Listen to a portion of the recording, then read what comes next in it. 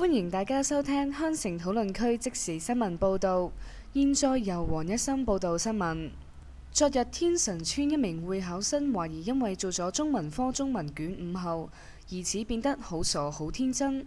昨晚喺春江旁邊對住月亮大叫。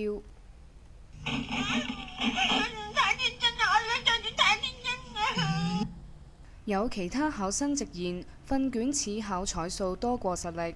更有考生直言早知帶多幾粒色去考。根據本台可靠嘅內幕資料，考評局疑不忿上年被某補習名師估中作文題目，今年特登與補習社鬥氣，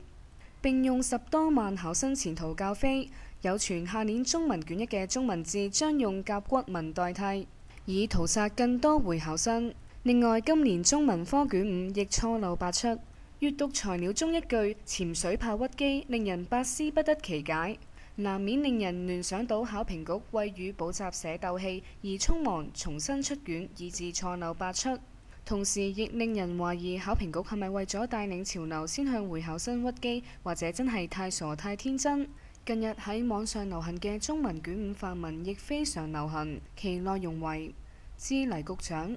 這2天是香港中學會考2008中文科嘅大日子，可是這2天我十分頹，見到份卷就 O 嘴，而且想潛水即刻想閃，驚會俾份卷屈機，因為份卷尤其係卷1喪難激潮做到我勁熱，做完之後不得不去蒲點去蒲返餐。多謝。新聞報導完畢，再會。